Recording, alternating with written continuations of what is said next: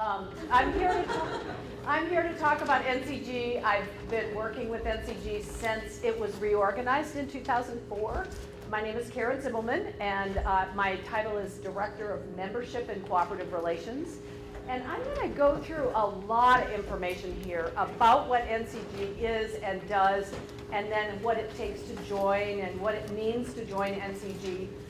But I want you to ask me questions at any point along the line, and I might put a pause on some of those questions because it's something I'll get to, if that's okay. But feel free to jump in with questions at any time, okay? So, what we're going to cover, we're going to talk about what is the National Co-op Grocers, which co-ops are part of NCG, what benefits do co-ops get from NCG, and how NCG works, and then the process of joining. So that's what we're going to talk about, and if that's not what you're expecting, let me know, or feel free to join some other session. About NCG, starting with about. Our roots go back to the early 90s. Actually, it started, the early roots of regional co-op grocers associations came out of a CCMA. Do you remember what year it was? Seattle? 91. Yeah, something like that. John Mackey was invited as the keynote speaker. You know who John Mackey is? Founder, CEO, co-CEO is his title right now, of Whole Foods Market. He came and he spoke at CCMA and he said, "You guys are so cute. You're co-ops. I love co-ops. They're so nice, but sorry, we're going to eat your lunch." Essentially, am I right? Pretty darn close. We're opening new stores aggressively, every region nearby where we've got stores, and we're opening up in new regions. And so deal with it, you know. And that was a very sobering lesson for co-ops.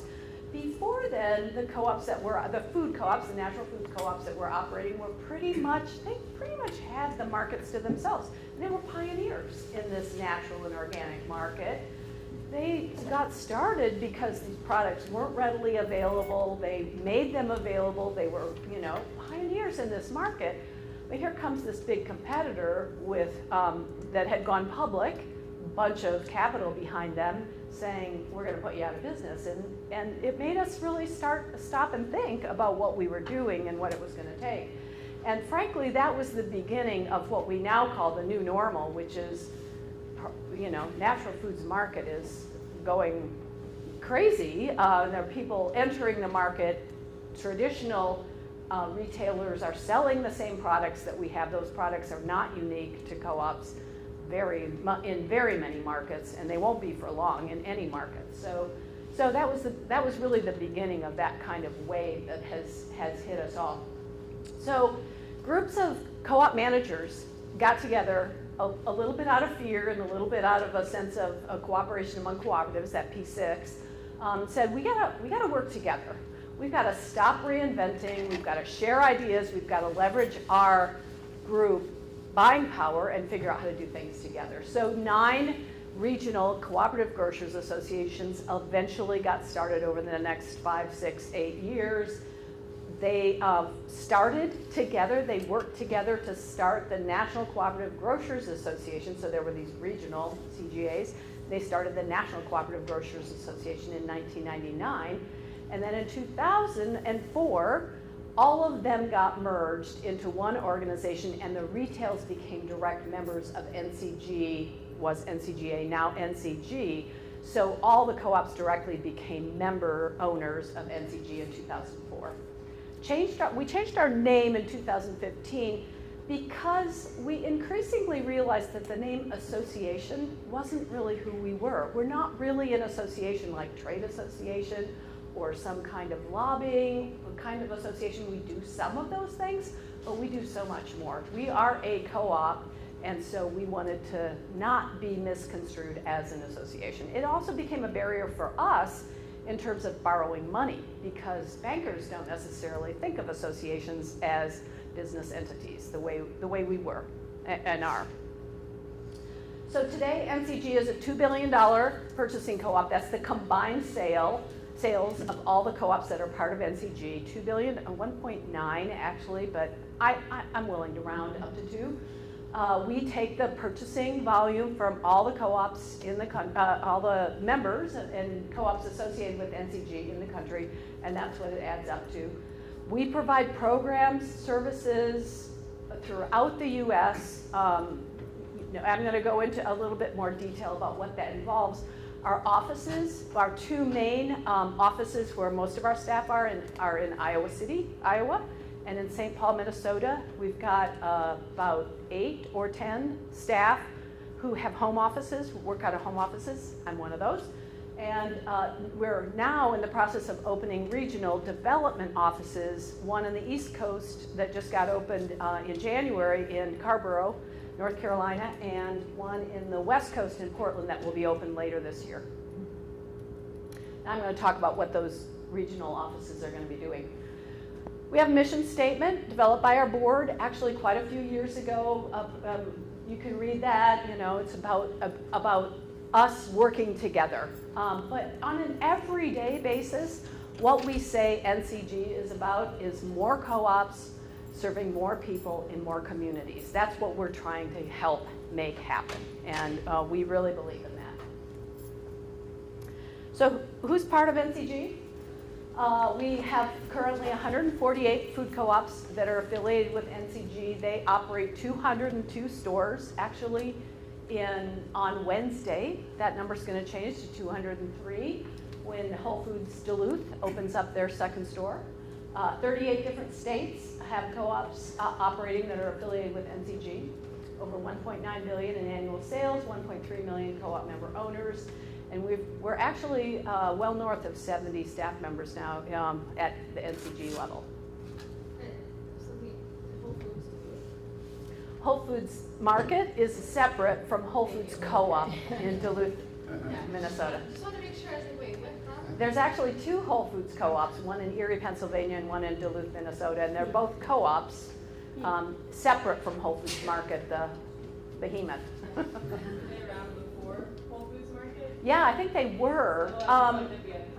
In fact, interesting little side note, when John Mackey started Whole Foods, he didn't name it Whole Foods Market at that point. He named it The Safer Way. Yeah, cute, huh? I don't know much about the story about why he changed the name from Safer Way, but yeah, exactly. Clever names. Co-ops at natural food markets have had clever names, I think, sometimes. Okay, so who are the members of NCG? We have 135 co-ops. 135 of those 148 co-ops are member owners of NCG. They make an equity investment. They pay, and they also pay annual dues proportionate to sales. Both of those are proportionate to sales. They elect the board like members of any co-op. They are the ones who have the basic governance power to elect the board, make changes to bylaws, things like that. And then they're eligible for patronage distributions, patronage refunds as they're available as NCG is profitable. Since 2004, when we reorganized and NCG and the co-ops became member owners of NCG directly, we have paid a patronage refund every single year. So that is not an insignificant, this year it's 1.7 million, I think, that's going back as patronage refund to our co-ops. Member owners have access to all NCG programs and services. They sign a very comprehensive member agreement. New members must have at least sales of 2 million. For startups, we require that startups have sales of about projected sales based on a good market study of at least 2.5 million, because we know that things don't always go exactly as your projections say they will. So we want to make sure you're over that $2 million line. And a big part of that $2 million line is not to draw an arbitrary line in the sand in terms of sales volume, but it's about your own staff capacity to really use NCG's programs and do what it takes to get the main benefit out of NCG. So when you said there were 203 stores, and some of them have multiple locations, is that? And some co-ops have multiple Okay, locations. that's what I wanted. Where it came to 135. Yeah, co-op members. exactly. And I don't know how many stores that 135 operate. It's going to be probably all but, of the of the 13 associate co-ops, it's probably just 203 minus 13. Okay. Because they're all, I think, all one single store operators. So associate co-ops, we don't call them associate members because it's not really a membership category. It's more, we consider this more a contractual arrangement, and associate co-ops are not owners. They don't have governance rights. They pay an annual fee. We don't call it dues because members pay dues. We call it an annual fee, but it's still the same. It's still proportionate to sales. They don't get patronage refunds, of course. They're eligible for almost all NCG programs and services except a couple, and those aren't insignificant programs. The UNFI supply contract and our co-op deals programs are the two that they're not associate co-ops are not eligible for. They also sign a comprehensive agreement that says what this relationship is going to be and how it's going to work. Generally, we feel like the associate co-op pathway is a good one for co-ops that are either not ready, they're not big enough. We think, in our experience, watching co-ops try to get on board and drink from the fire hose that is NCG, that $2 million really is a minimum in terms of having the capacity. Frankly, we'd probably set that at $4 million if it weren't a political hot potato, because it really does take work to be a part of NCG. This is not a casual, I join and I tap into things as I have time or as I want. It's we're partners in making the co-op work, and we take it seriously, and we need you to take it seriously too. And so we feel like that $2 million is just the minimum threshold for that. And currently we have 13 co-ops that are associate co-ops with NCG. When did you start offering that program? That's a good, let's see, maybe 2013? Just in the last few years. Yeah, it is relatively new. And frankly, it was because we saw a lot of co-ops that were small or even not ready. We've had co-ops that are more than 2 million join as associates, not join as members to start with. And we wanted to not have to just say no. We wanted to be able to say yes, mostly. And you can be part of the system, and we think we can help you get strong enough or big enough to be able to become a member better by being a part of the system. So it was really out of that motivation. Any other questions so far? Okay, benefits of NCG, being part of NCG. I am going to frame them in the context of three main things: saving money, that's a big one, gaining access to resources and programs, and having more impact, helping us as co-ops have more impact in our local community and on a bigger basis. So lower costs, saving money, our supply contracts, we go to a variety of suppliers and negotiate contracts on behalf of co-ops.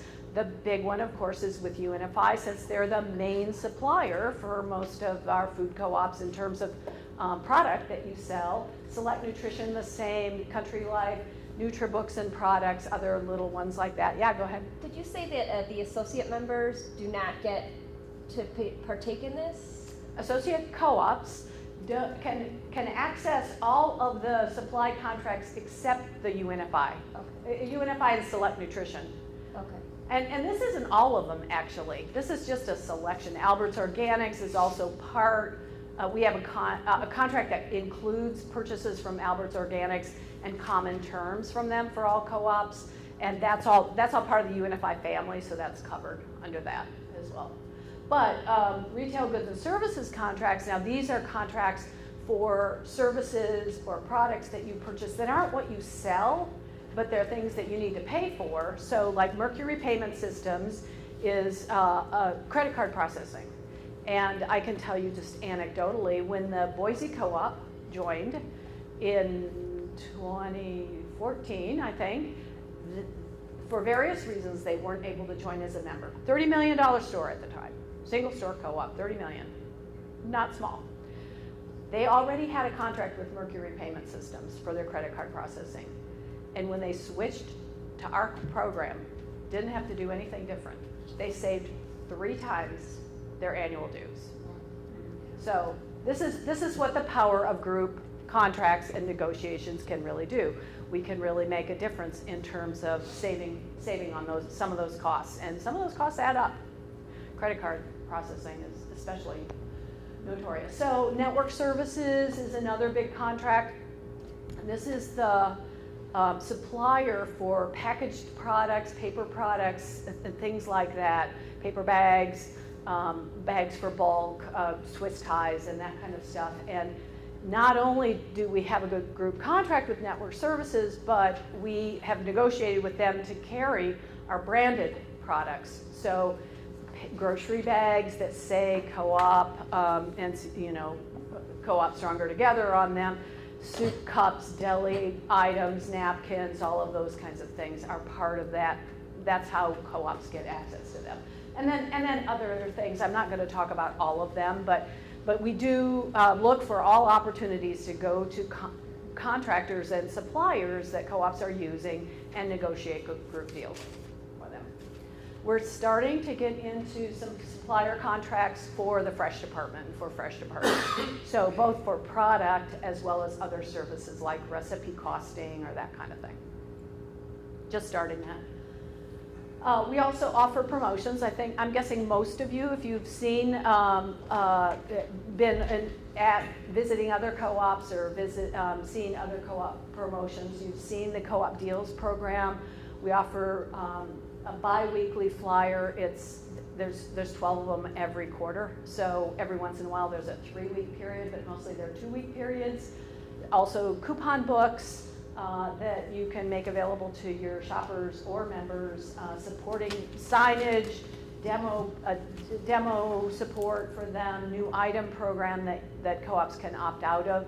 You have to commit to putting new items on the shelf. We also have an off-shelf program where you get really, really, really super great deals if you commit to building a promotional display that's not just on the shelf and you put a sign on it, but it's an end cap or it's a side stack or something like that. And then new this last summer, is our Co-op Basics program, where we negotiated with UNFI for their private label items, the Field Day brand, a really special and low discounted price for NCG co-ops. And co-ops have to agree to offer those products at an everyday low price that we negotiated with UNFI and label them as Co-op Basics. So this gives co-ops a chance to say, here's some good quality products at a great price. So it's not just about high-end specialty products. It's about offering, a canned bean that we think is a good one. It's an organic canned bean. It's not the top of the line best canned bean that you can find, but it's a good one, and here's a great price on it. So we've offered that really in response to co-ops having problems with competing on price with all the competition in the market. Sorry. Yeah. I just need the clarification. So these flyers, these are not things that we're branding for co-ops. They're handed to their customers. These are things written straight from NCG. Well, we produce the flyers, so everyone in a certain region gets the same flyers because the deals sometimes are different or the price points are a little different. Yeah. But Monadnock, Brattleboro, all the co-ops in the up northeast corner of the U.S., they're all going to have the same flyer, or they can take our deals and produce their own custom flyer. Okay. They don't have to use our flyer, but they can only put the items on sale at the price points that we have negotiated. So the manufacturers have said, let's see, you can barely see what those are. Annie's or Blue Diamond crackers, we negotiate with them, give us this kind of discount or promotional pricing, and in exchange, every co-op will sell it for $1.99, that kind of thing. Yeah, Dave? In the Co-op Basics program, what departments are covered or partially covered in that? I don't have the answer to that right this minute. It's most of the Field Day line. It covers, I know, pastas, beans, dry mixes, like mac and cheeses and things like that. It's oils. Yeah. I don't remember if there's any refrigerated items. Now, UNFI is expanding their field day line, and we're negotiating with them to extend this to all field day items. And we're also negotiating co-op basics on things that are not just field day. That's just where we started. So it's not just the field day. This is not intended to be a promotions of just the field day brand. It's intended to be a go-to-market strategy that helps you offer everyday low prices on some items, on a range of prices. And I've seen co-ops that take other products that they've negotiated a special discount for with brokers or whatever and label it co-op basics, and that's just fine with us too. Yeah, go ahead. So the co-op basics says it's UFNI. If we were an associate member, we wouldn't be eligible for that until we became a You can use the signs, but you don't get the prices. Okay. Yeah. And then it sounds like if we did have other deals that we had negotiated through like local vendors, we could do our own deals as well. Absolutely, absolutely. Okay, any other questions on promotions? So now we move into that's the save money side of things. Gaining access, NCG's national brand is a big part of one of the things that we offered. This national brand, the Co-op Stronger Together brand, is one that we developed 8 to 10 years ago based on a lot of consumer research, thinking about what appeals and how we can go to market and develop a branding image that doesn't just appeal to core shoppers, because most of them are in the stores already, but also to what we call mid-level shoppers, shoppers who are interested in natural products and interested in health, but not necessarily, you know, of this naturally going to seek out a co-op like some might operate. So we have deployed this brand, Co-op Stronger Together brand, in a variety of ways. We have packages for you to use it in decor, like the Merck has now used it in designing their store and changing the exterior, for gift cards, on bags, on hats, on posters, all sorts of things, in ads. And then our marketing department also offers a variety of programs, sometimes a national ad campaign that drives traffic to co-ops or tries to appeal to provide advertising and promotional vehicles that co-ops can tap into, and everyone doesn't have to invent it again yourselves. A shopper survey tool that it offers the same standardized questions and a format for you to use that shopper survey, and then you can compare your co-op's data to other co-ops' data to see how you're doing. Store development, like store design or decor packages, and then some consumer-facing resources like brochures, like the strongertogether.coop website, so consumers can reach out and find out about co-ops. They can exchange recipes, they can get stuff from, and that NCG provides. Your marketing staff don't have to create that all by themselves. Co-op Explorers is a free fruit program for kids when they're shopping with their parents in the store. You've seen co-ops, I'm sure, do that. Co-op Kitchen is an online cooking video series. I think we've got about 60 or 70 videos online that show you how to proper knife technique, how to sear a steak, how to use that seared steak in a recipe, that kind of thing. Co-op U is one of the ways that we try to support co-ops in terms of developing talent.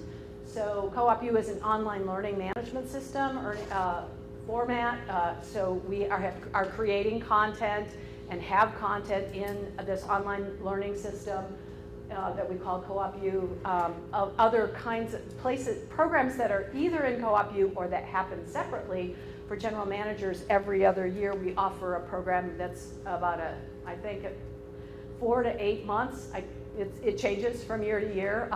Intensive program for general managers called Consumer Cooperative Management Intensive.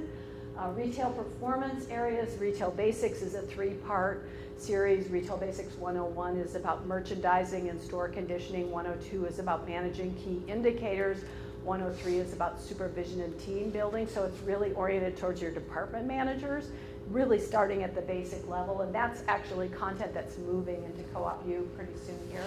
CocoFist or Cometrics, how to use those tools that are part of the CocoFist or Cometrics system. SPINS is a data management, data collection service that we contract with. All co-ops report what is selling through their store into the SPIN system. We have our own segregated little data center in the SPIN system, so we teach you how to use that data center to analyze what's moving, what you're not selling that other people are selling a lot of, that kind of thing. Retail pricing strategies, things that come up from time to time. We have a series called Price to Compete, and so we have that series goes on.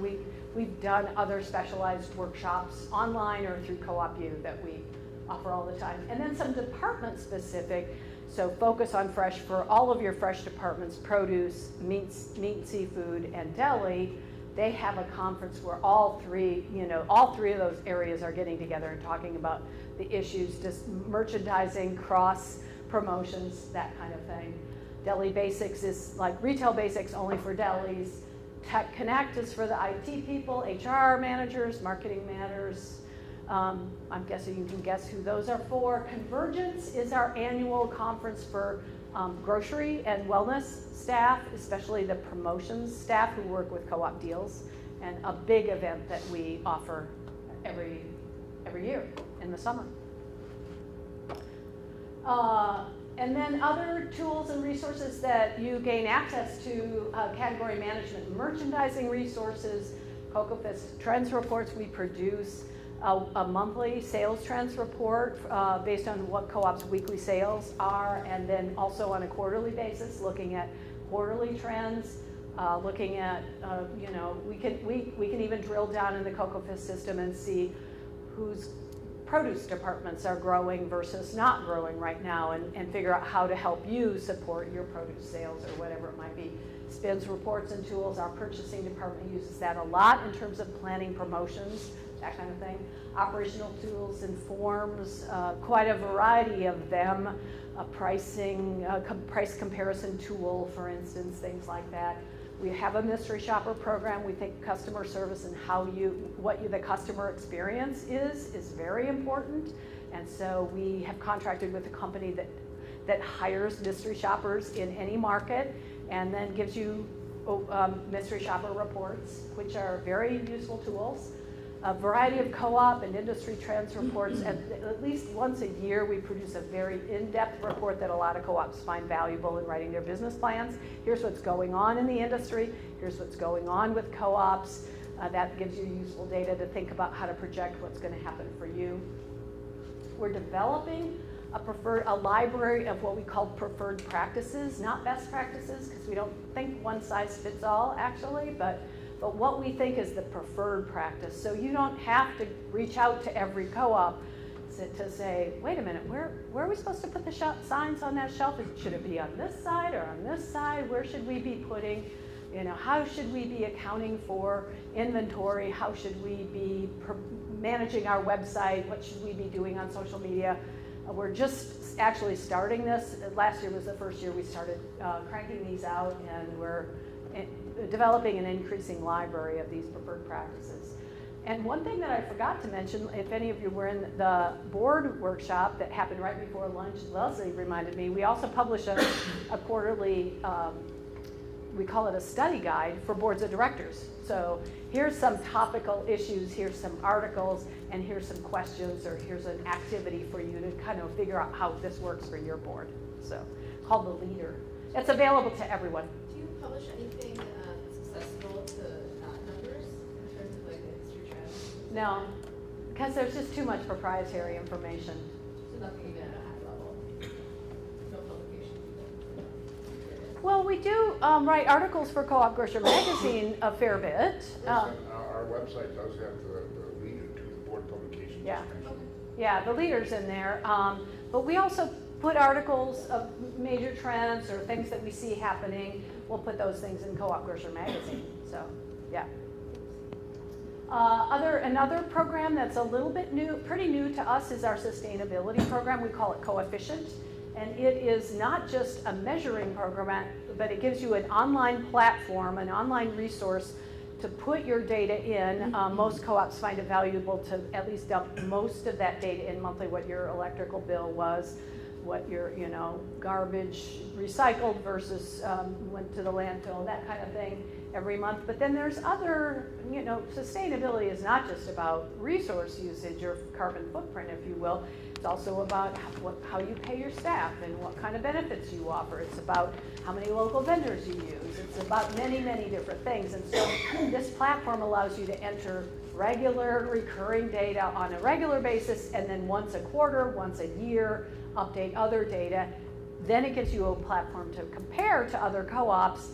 That's the analyze part. And then we have a staff member whose job it is to get people together to provide resources to help co-ops improve in these sustainability areas. This is a partnership with the Sustainable Food Trade Association. They give you a tool that helps you take that data and develop reports, sustainability reports. So we're interfacing with them, and they give you a discounted fees to join. And if any of you ever saw what we call the Food Co-op Impact Study, co-ops in comparison to conventional supermarkets, use this many more local vendors, more of their dollars spent stay in the local economy, those kinds of things. We have some grocery bags that we produced out of that. We used to, every 2 years, go to co-ops and say, here's this long list of data. Tell us how you're doing so that we can compare and provide this report. This gives us a way to capture that information on an ongoing basis and really measure how co-ops are providing better impact in their local communities. So is that information published? Yeah, a lot of that information was published on the StrongerTogether.coop website. Okay. So There's even a video. I saw a video from 2011-ish or something like that. Or, I don't know. There's one that would have come out in either 12 or 13, because that's the one I saw. we did the very first one as a part of the International Year of Cooperatives, which was 12. Okay, that's the one I saw. But is there updated data from that? Well, so I hesitate to say this because they're recording me here, but in 14 we did a second round of data collection. We had fewer co-ops report because it was just this really heavy lift to report, right, sure. and maybe they had more accurate data and they estimated data in 12, so we didn't find improvement, and so we didn't provide an updated so the 2012 report. is the most recent available. Yes, we haven't redone it. We do think we'll probably be doing another one based on the data that we're getting out of the coefficient program here. Thank you very much. Yeah, sure. Thanks for asking.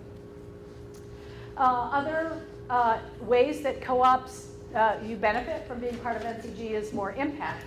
So our united voices can have more impact. NCG's advocacy priorities are on behalf of co-ops, on behalf of a sustainable food system, on behalf of fair treatment of people and a healthy environment. And those are the areas that we prioritize in terms of contributions, in terms of resources and capacity that we might contribute to organizations, serving on those organizations, as part of those organizations, that kind of thing. Partnerships, the Just Label It program is one that we've been active partners in. Our CEO has served on the board of directors. In 2012, we did, in terms of fair treatment of people, we negotiated a special and did a co-branding of with Theo Chocolate with two cacao co-ops from Peru, and offered that product through NCG stores. So a lot of different ways for those things to be not just money that we donate, not just causes that we talk about, but also ways that we try to contribute and make our programs offer the, like our grocery bags are now produced with the Sustainable Forestry Institute's best certification based on some leverage that we were able to apply to the paper stripe, which is not an easy one to accomplish. So those kinds of things. Also more impact by being part of a strong peer network. So we feel like this is one of the ways that NCG really departs from a traditional purchasing co-op. In other words, a co-op that just brings purchasing power together and negotiates on behalf of its members. But beyond that, NCG is part of developing and supporting one another in a profound way. So we do that mostly through our corridors, we call them, or regions. You can't really see the colors here. this is the Western Corridor, Central Corridor, and Eastern Corridor. They are peer networks. They meet separately in regional meetings. They do have projects that are all different. They have their own budgets. They audit one another, doing store audits, not financial audits. They offer trainings together. So last year, the Western Corridor said, look, we're seeing all these challenging relationships between boards and general managers. Let's have a workshop to talk to general managers about how we can make this better, how we can make this more functional. Eastern Corridor is hosting a series of workshops this year on produce departments. So the corridors do things also that aren't necessarily, it's not just nationally, and by working together and knowing each other's operations, visiting each other, sitting down and looking each other in the eye and reaching out, having a network to reach out to that's not just 148 co-ops, but is more like your homeroom, we feel like that really gives us something that's unique and really valuable to the system. In one of the specific ways that we help co-ops is through a technical assistance program that we call development advisors. So each corridor has a staff member whose job it is to just come out and help your store whenever you need it. You want to get ready to expand, great. That person will be out there. They will help you develop an expansion plan. They'll help you do an assessment of your current operations and help you figure, and on a yearly contract basis, no cost. We just hold your hand, work with you, be a coach, be a mentor. You need to turn something around, you're having some problems, that person's available to you, to your co-op. So we really try to make sure that we try to head off those problem situations before they become too serious and critical. We also offer that kind of technical assistance and support to direct departments. So we have staff members who are devoted, who work with all the co-ops in a corridor in terms of center store, deli, produce, and meat. So one person in each corridor for each of those 4 areas, center store, deli, produce, and meat. 2 of the corridors have a meat person now. And these people are available to just give you an assessment, to help look over your equipment plans, whatever. We're resetting our deli, we're reconfiguring the kitchen, we're able to, they'll just help you out with that way. If you need someone to come out and help do a reset, help you, do a whole reset the entire store, they'll all work together. But some of those then end up being fee-for-service contracts. We can't just offer all of that for free. We're also adding capacity under what we call centralized services programs. So these are in the areas of IT, negotiating your point of service, but also other IT, security, data security, POS, credit card processing requirements, PCI compliance, all that kind of stuff. Marketing, finance, and HR, where those staff members, they're not there to replace your marketing, IT, HR, and finance staff, but they're there to offer programs, knowing what all the finance people in the country are wrestling with, how we could get more efficient in the finance department, have fewer hours going into this kind of overhead on each store basis, developing programs, negotiating contracts and services, that kind of thing. Okay, so in 2015, we started this program of developing the regional offices. Each regional office has 7 staff. I mentioned the 4 department-specific staff and the development advisor, and then there are 2 generalists who organize the regional meetings, work on risk management issues, that kind of thing. And we're just starting this. We've got the staffing set up in the Central Corridor. That was the first corridor. They're based out of St. Paul. Our new Carborough office has all of their 7 staff in place, and we're hiring to round out the staff in the Western Corridor right now. And finally, more impact. The last benefit is access to the NCG Development Cooperative. Now, in all honesty, you don't have to be a member or associate co-op with NCG to use the services of our development cooperative, but the DC works closely with other staff in NCG, so we can provide a depth of service there with members and associates that isn't always possible with our contracts with other groups.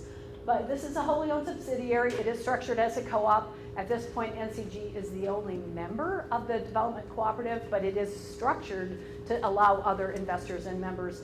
It just hasn't been making money, so there hasn't been a real impetus to join and make its membership open to other groups yet. But the thing the thing that motivated us to set up the DC and start providing these services is that we felt like it was important for co-ops to have a resource that they could use that had skin in the game.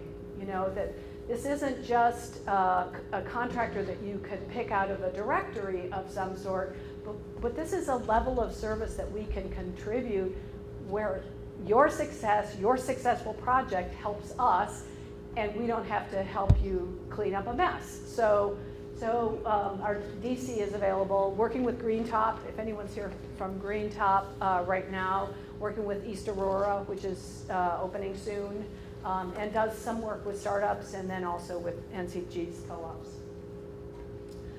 New last year, we food co-ops, NCG member and associate co-ops put in $2 million, and Capital Impact put in $8 million into a $10 million loan fund dedicated to supporting the growth and development of food co-ops. That loan fund is available. We have money to lend, although I don't know, you'd need to talk to Dave Blackburn, who runs our development cooperative, about whether those funds would be available to any startups that aren't affiliated with NCG. I don't know the answer. I can anticipate that someone might want to ask that, and I don't know the answer to that question. Okay, how NCG works. You guys doing okay? Anyone else? It's warmish. Yeah, it is that post-lunch slump. So NCG finances work. We take in money. We take in fees from those manufacturers that we negotiate contracts with for co-op deals, that suppliers that we negotiate contracts with. They sometimes pay us a rebate based on the savings that they offer co-ops because they get someone. We now end up working with a lot of co-ops instead of them having to have a staff member who's the salesperson to every single co-op and that kind of thing. And then co-ops pay dues. So there's all these three different main sources. Fee for service is a little tiny source of income for us. We use that money to cover staff and admin costs, program and investment costs. So when we buy the coefficient software and get it tailored to make it workable for co-ops, we make that upfront investment. Co-op U is the same kind of thing. And then corridor budgets. Each corridor gets a portion of the dues that co-ops pay so that they can do the kinds of things that they want to do on their own. Anything remaining, of course, at the end of the year is net surplus or profit, and that gets returned to the member co-ops proportionate to their use. And then in terms of how the base capital, how the financial foundation gets built for NCG, every member also invests in NCG through an equity program. That's also proportionate to sales. That gets reassessed every 3 years. So if you're one of those co-ops that goes through a growth spurt because you opened a second store, every 3 years that gets right-sized to make sure it's proportionate to sales. And then, of course, you get the patronage. Roles and responsibilities, co-ops as the members and associate co-ops all have what we call a designated rep. Now, it's generally the general manager. We call them the DR because not every co-op has a general manager structure. And it's insulting when your title is not general manager to have us calling you the general manager. So we call these people the designated rep. The DRs are our primary link between NCG and the co-op. They sign the comprehensive agreement that says, I agree that our co-op will do the things that NCG says we have to do, and they're the ones who we turn to when we've got issues and there are problems. Co-ops are engaged both nationally with NCG and regionally at the corridor level. NCG staff's job is to help you deliver programs and help your co-ops be strong and use our programs in ways that are helpful to you. The designated reps elect the NCG Board of Directors. There's 9 elected board members.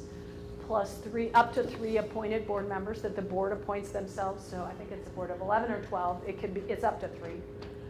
And then we have probably about 15 advisory committees, some national and some regional, that work with NCG staff on the programs that we're offering, give us a way to, tailor programs, get input on things that we're doing, that kind of thing.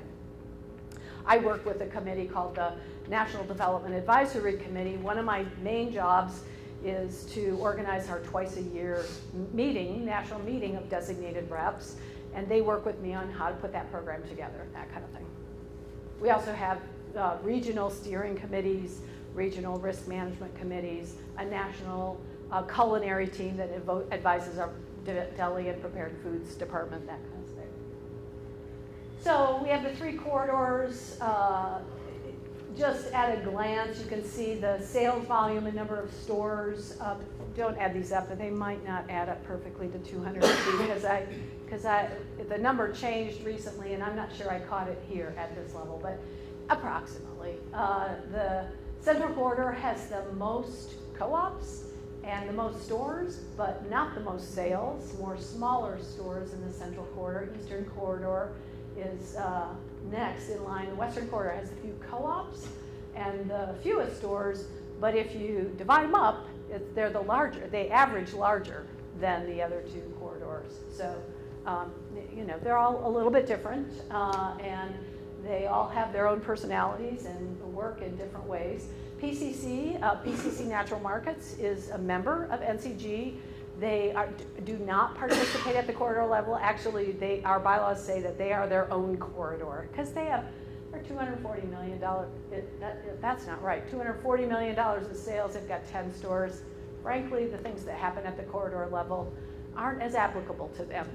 They really are kind of like a corridor unto themselves. So, but we're happy to have them as part of our buying power. So each corridor has how many staff? 7 dedicated to the corridor. Seems like a lot of work. Yeah. 7 people. Well, yeah. But then there's other NCG staff. Another 50 NCG staff that are 40 NCG staff that work with everyone, not just the So corridor. is that, the other 50 or 40 or whatever, is that comprised of like your shared, what I call shared services? I don't know what you call them, but Yeah. marketing or what was the other?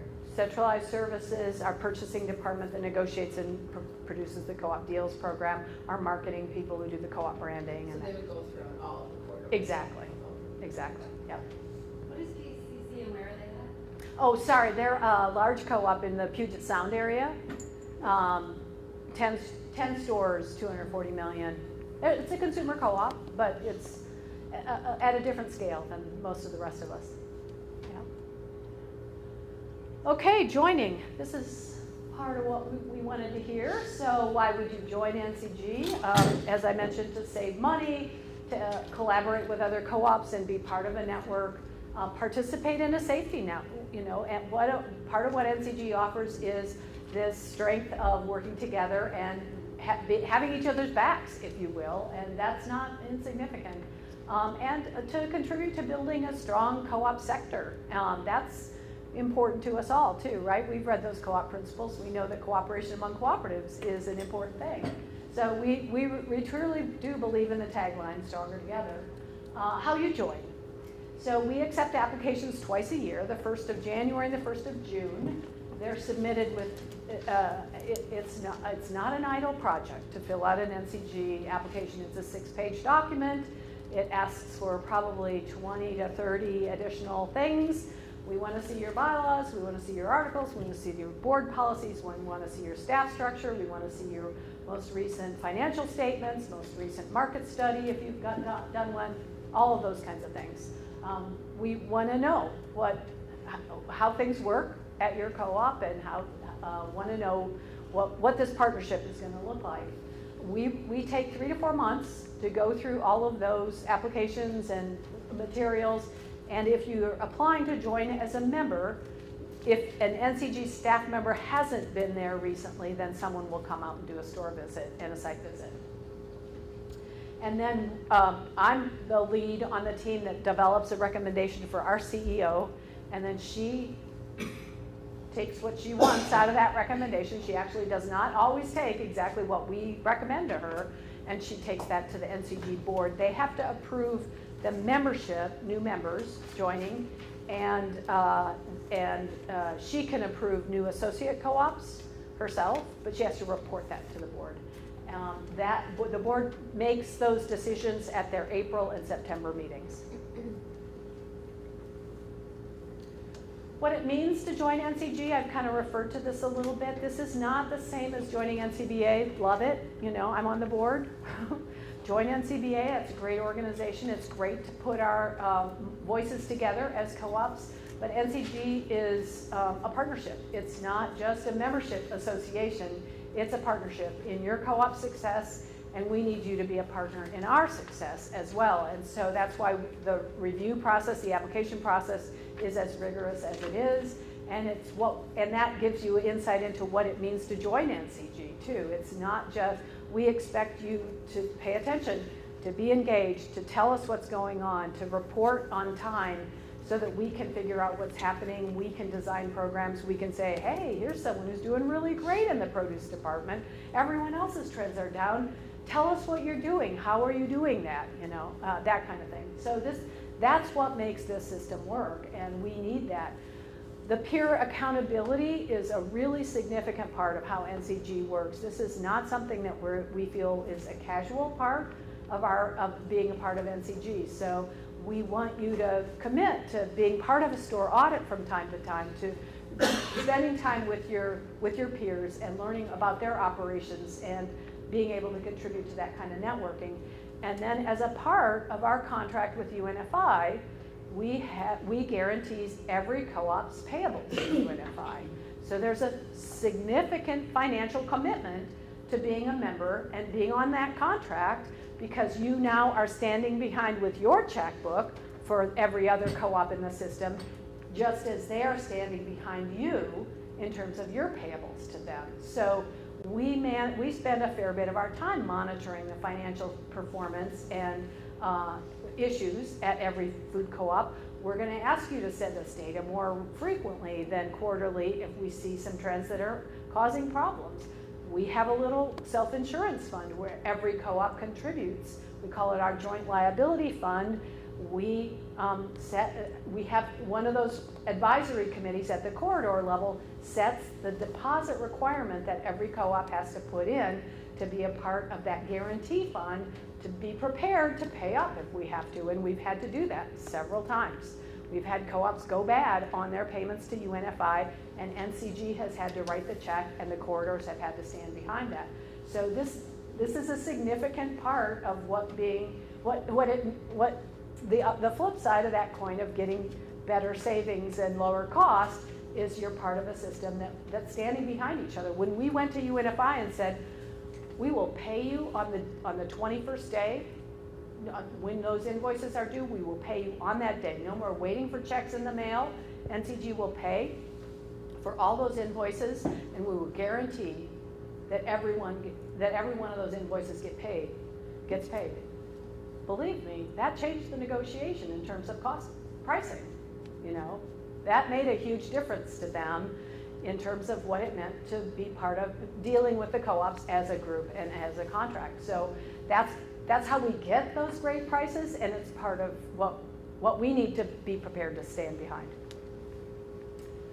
So part of the ongoing engagement with being a designated rep or having someone on your staff who's the designated rep is that we send out weekly updates. We ask for data all the time from co-ops and ask for comments back.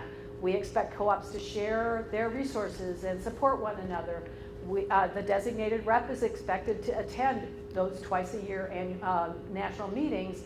We pay the travel expenses for that person, so it's not a hard cost, but there's time loss out of the store.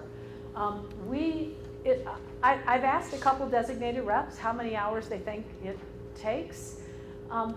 Certainly 2 hours a week is pretty, everyone's pretty prepared to say that. It's hard to estimate because it comes in little bits and pieces here and there. But I think 2 to 5 hours a week is probably not unrealistic. but look what you get for that. You know, it's not just an investment of time without any return. But it's not just a casual thing, plug in when you have time. It's something we expect to engagement with.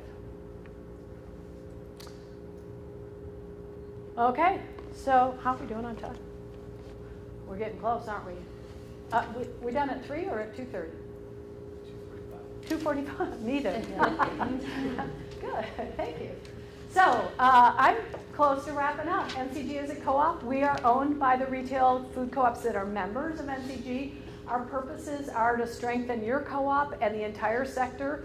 We're seeing some significant threats and challenges to co-ops going on right now, and we are all in on trying to make sure that this does not take down our food co-op system. We have developed a food co-op system. You know, we have a small handful, maybe 3 to 5 at the most, co-ops that were with us before the 50s. Not very many. Since the 50s and 60s, we've got, you know, several hundred. We don't want to go back to those, you know, a couple handful. But the world that we all operate in is so dramatically different than the way it was even 5 years ago, that we feel like it's our responsibility at NCG to really figure out how you all can succeed and keep going for the long term. And that applies to startups just as much as it applies to our mature, I guess we call them mature co-ops. I didn't realize that.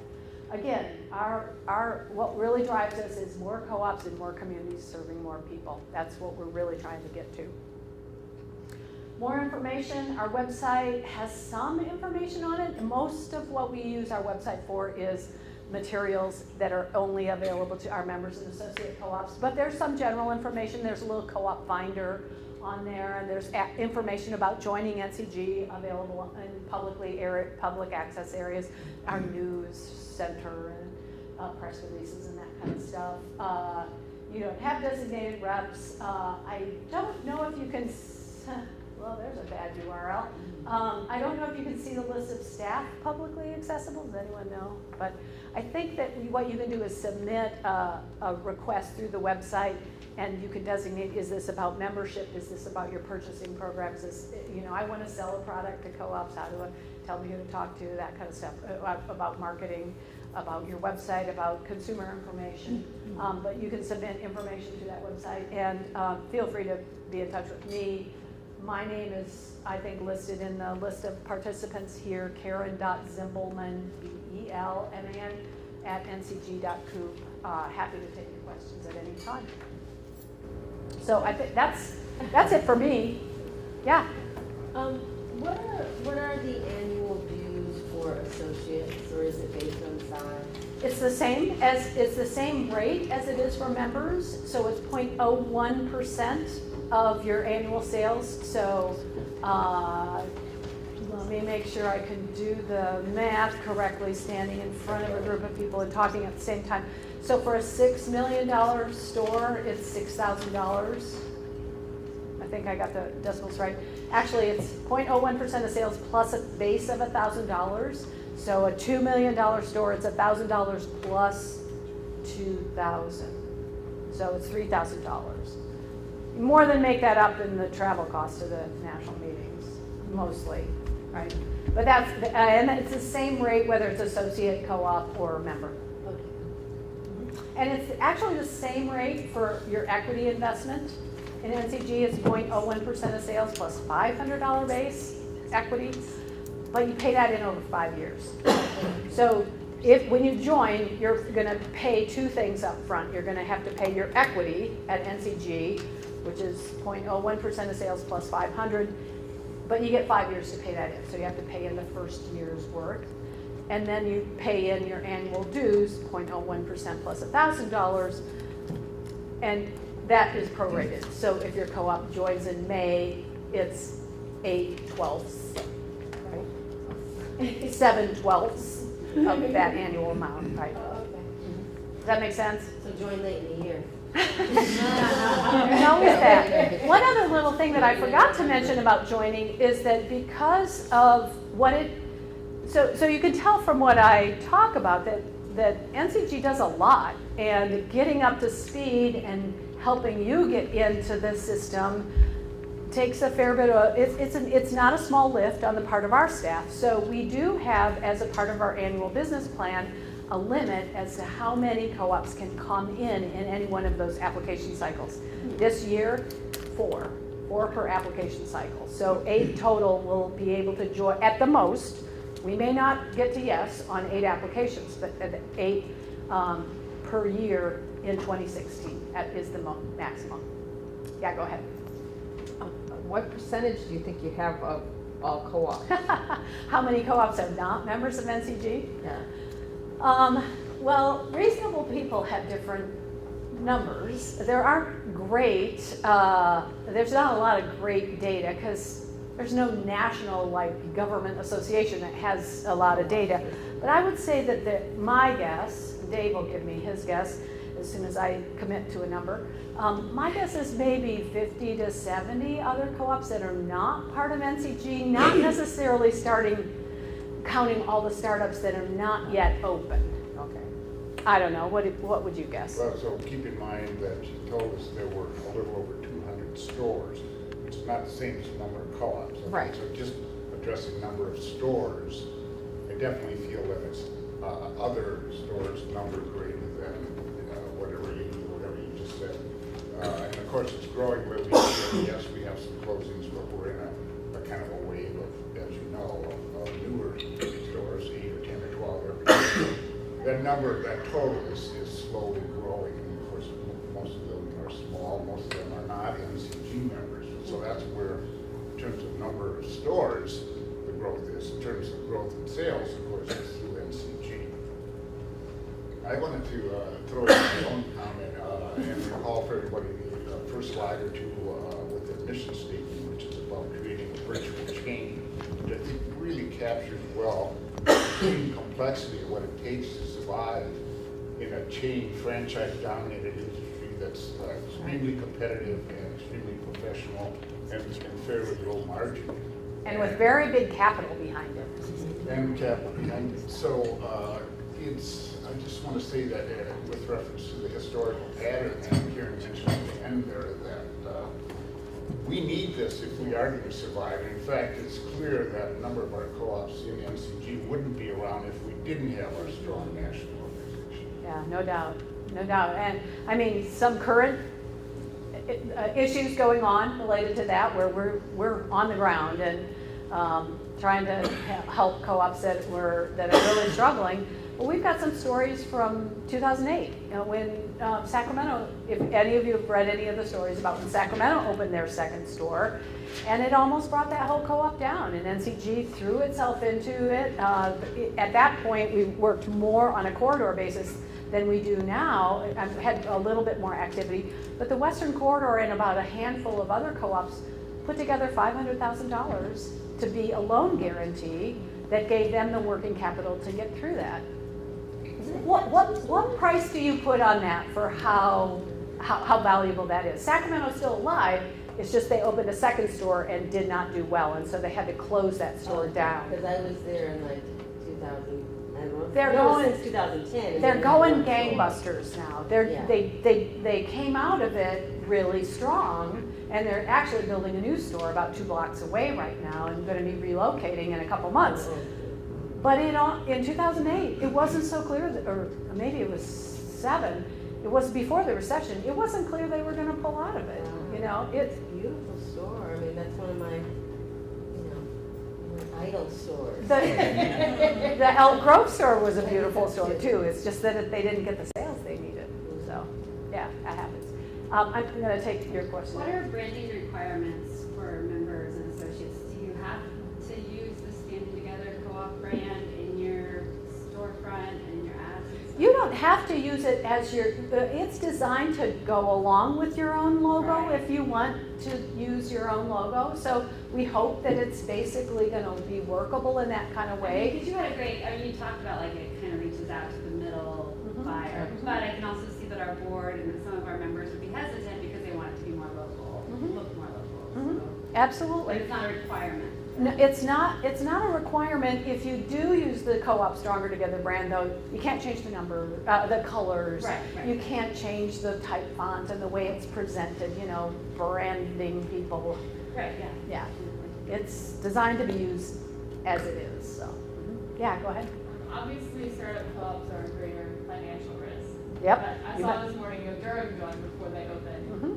So I want to know, even if your store, your projected numbers meet your co-op 2.5 million or greater, Mhm. even if you get that, how hard is it to join as a new co-op? No more difficult than a mature co-op or a co-op that's been operating a while. It's difficult for everyone to join. So joining without a track record just means you have to convince us. We have to see the data, the rigor, the nuance, and the real business, thinking behind the projections. We need to know that you have the good thought into developing the plan, that you've done your homework and selected a site that's viable. It's not just, this is the cheapest thing we could get, so we're going in there, because that's generally not a good recipe for success. We watch it too often, and that you've got the management capacity to really pull off what you say you're going to do. And then we get to yes on startups. I would say though that given the risk level, more and more I don't want to say the only startups that we ever say yes to and accept as a new associate or member, but mostly it's co-ops that are working with our development cooperative. So that's the case. Green Top hasn't been accepted. They've applied and they're in the round right now that we're going through. East Aurora and Durham were both in those situations. They were working with our DC. Okay, so about how many in the past 5 years? It's just those Co-ops three? that joined NCG before they opened. Yes, or right within 6 months. Los Alamos, I think Harvest Moon, Durham. I'm probably not thinking of them all. Maybe 5 or 6. It's some. It hasn't been the majority. It's actually more numbers than I was expecting. Yeah. Okay. Good. Good. Yeah. We're a co-op that hasn't yet. We're 8 years old, but we're seeing that you have resources that are available to non-members. We'll never be a member. We, 600,000 in sales right now.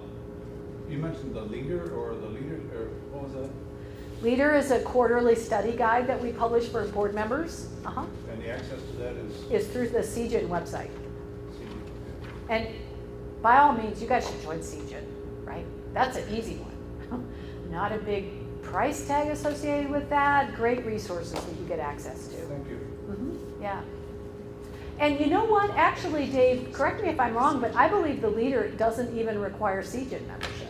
Oh. I think it's on some of the CGIN pages that you can access. Right, it's, Publicly. There's quite a bit of stuff on the CGIN website, including the Co+op Grocer archives, including back issues of the leader, which are completely publicly accessible without any other requirement. Yeah, you don't even have to join CGIN, so there you go. Definitely plug into that one. Somebody over here waving their hand. Yeah. Oh, no, I was just, trying to understand your growth strategy, which is very limited, obviously, but it's to protect, your base and to make sure that people are, that you become part of your organization has the wherewithal to go forward. So Right. Yeah, it's that, and it's also about just wanting to be able to support strong growth by our current member and associate co-ops as well. So helping Whole Foods Duluth, we don't want to take in so many co-ops that we don't have the capacity to support our own the co-ops that are already part of our system. Going from 1 store to 2 store is almost as complicated as starting up. Not quite, but almost. And so that's where most of our co-ops are in that potential growth cycle, is needing to figure out how to go from 1 to 2. And we want to be there to help them when they're ready to do that. Another thing that we are really strongly supporting is startups that decide to work together and collaborate or consolidate with an existing co-op. So we saw an example of that with the Gateway Co-op Group in the St. Paul area, essentially merging with Mississippi Market, and Mississippi Market opening a store in the market area that the Gateway Co-op was looking at. And you know, we feel like we know what you're going through. It's a heavy lift. It takes a lot of work, and we would like to encourage, you know, our existing co-ops to reach out and support you and think about those kind of collaborative projects that might help your group get a store open and get open and help leverage the existing co-op resources without having to recreate, you know, have a new board, have a new capital structure, do the convincing, all that kind of thing. Yeah, Dave. Well, just remind everyone that Food Co-op Initiative is still the leader in this field, and MCG and our other allies strongly support Food Co-op Initiative. Yeah, yeah. Because if it's structured, it can also access grant and other funding from elsewhere. So that's the leadership organization for the startups. And, Yeah. you know, we all, our allies are supporting that. Absolutely. NCG's development cooperative and development team staff meet with Stuart and Jacqueline and the FCI folks at least once a year, I think maybe twice a year, to really talk about how we can make sure we're working together. Who else had a question? Yeah, go ahead. Could you talk a little bit more about the development, NCG, DC development side in terms of fee structure and things like that? You know, I can't give you details, but one of the things that happens with the DC fee structures is that if not all, a fair bit of the fees are based on your performance. That's how we design this in the concept of the skin in the game, you know, idea. We don't get paid if you're not living up to what you need to do. That means we don't take on every single project. You know, we do an assessment, we reach an agreement about what we can do and how we're going to support your team.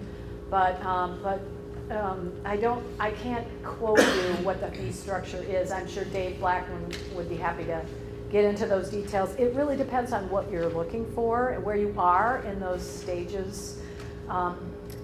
We don't want you to hire the DC before you're ready and we can really bring value to your project. At the same time, we don't want you to get so far down the line that you've committed to a property that we don't think is a property, or that we've got a business plan that we think we're going to have to redo, or financing that isn't inadequate or anything like that. So we try to find that right balance point between coming in at the right time and being a part. Some of the fees I think get paid as we're incurring costs. You know, we've got staff coming out to your store, to your site, working on your floor plans, sourcing your equipment for you. But then a fair bit of it gets paid over time based on how you actually do. So it's a percentage of sales, or it's a percentage of net positive cash flow, that kind of thing.